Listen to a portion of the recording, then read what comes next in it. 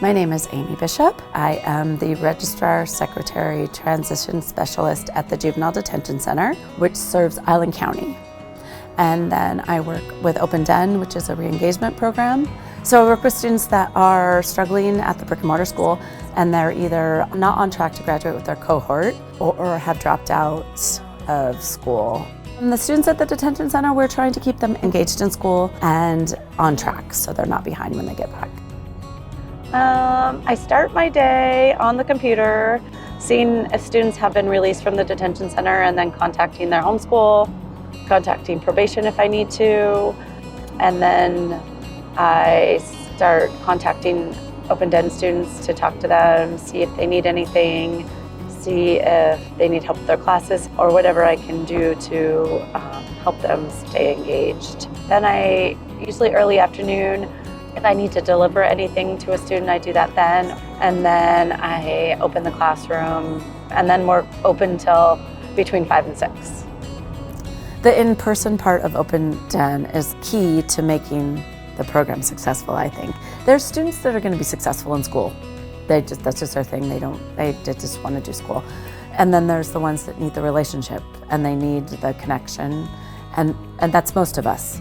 And so they'll tell you things just in conversation that they might need. I don't know that they need a new pair of shoes because the bottom is worn out, except we're talking in person and I see them messing with their shoe and I'm like, what's going on? That would never happen in a phone call.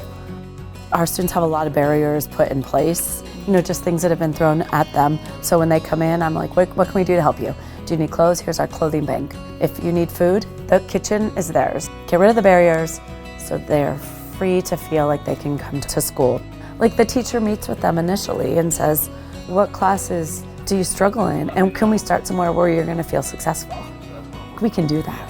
You have to have a classroom schedule. Some of these students just cannot sit in a classroom. It's not going to be successful for the teachers. It's not going to be successful for the students right now. They slept in their car last night. They were cold. They didn't eat. And so sending them to a brick and mortar classroom where they have to sit in a desk and the poor teacher has to try to engage these students that can't even, think past their freezing feet. There's no way for them to learn. It's not going to happen. And so it sets everyone up for failure. And it doesn't say anything negative about the teachers because they're doing the best they can with limited resources. They just can't do it. And we can, which is amazing and life-changing for students.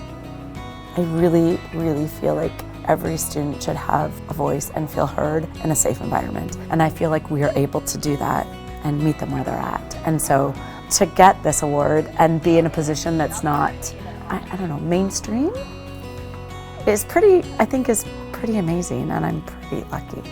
I work with students that don't always get the recognition or people don't always think about because we're kind of off the grid a little bit. Like we're the students that aren't in the brick and mortar schools, we're not in an online school, we're different. And so I feel like it's a good platform to talk about that and bring that to the forefront and options for students, and that we're doing great things for students.